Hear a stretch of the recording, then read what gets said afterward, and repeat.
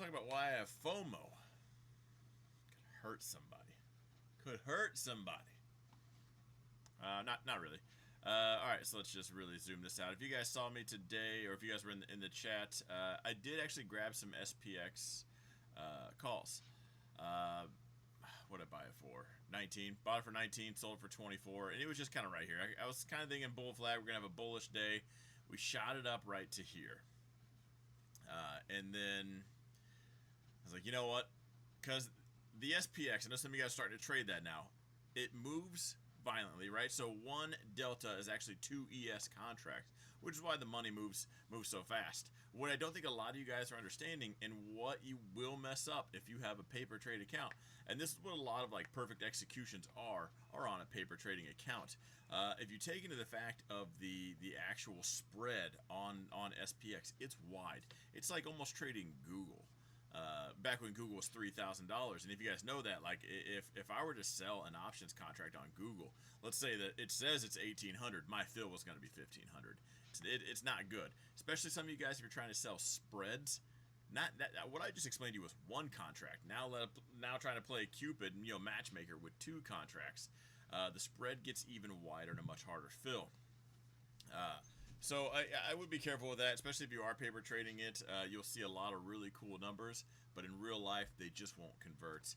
But anyway, we hit this zone, and because of that situation, I was like, I'm going to go ahead and lock it in, because the money can disappear quick. So it was from here to here. It was quick money. It was a quick $500. It was just one contract there. That was Friday's expiration. I also grabbed another just out of the money just to kind of see. And I specifically didn't do this because these are the ones that do evaporate quick. And you're just talking about 100% loss real fast. It was I think it was the 6370. Okay, 6370. Yeah, 6370 for Friday's expiration. Now, bought it at 750 at the end of the day, right before, about 20 minutes before the bell. It was at 1440, a little 92%. Paid 750. Profit was $690 just on that. So, man, knowing how many contracts expire worthless, I can't wait to see how many of you guys blow your account. I'm just kidding. It is. Hear what I just said, right? So, most of you just heard you're going to blow your account.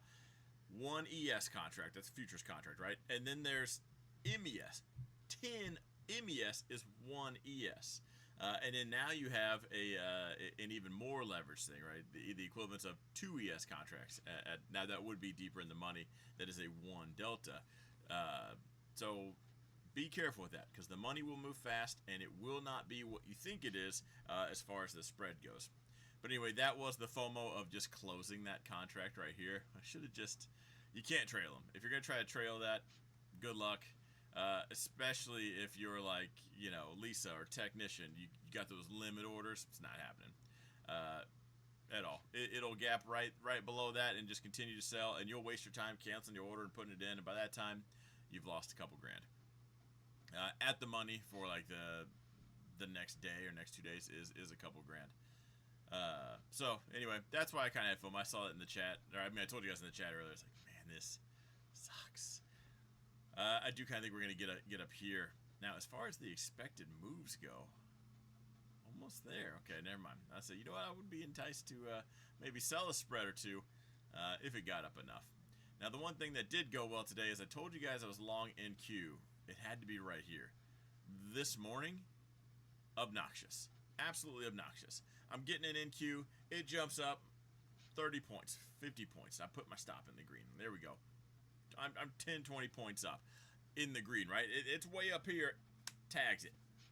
Probably 100 times this morning. I finally did what anyone else would do. No stop losses. Just kidding. I did get in and just babysat it for a little bit. Everything else is like I put my stop in the green, and once that happens, I don't babysit. The phone goes back in the pocket. Now that panned out because it just kept going.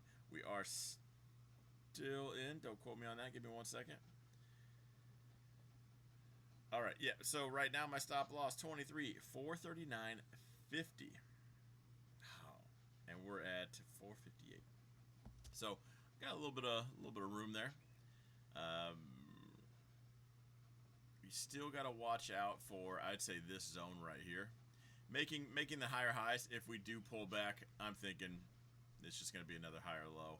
Now the bears are really going to call this a bear flag, and it very well could.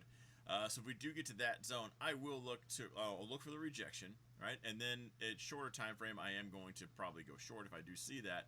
And as it gets down here, I'm going to let it have plenty of breathing room, just in case it is and it comes back down. My stop will still be in the green.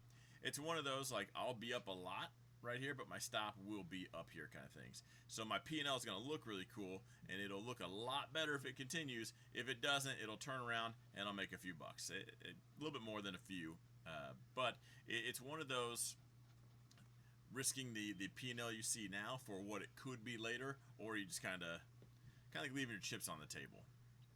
Except for, let's say the casino gives you 2 chips, and you say you're going to leave it on the table. You're going to leave it on the table because you're going to take back either 1 or 4 kind of things. So definitely watching out for that. We did get some tariff news on chips, the hottest sector, 100%.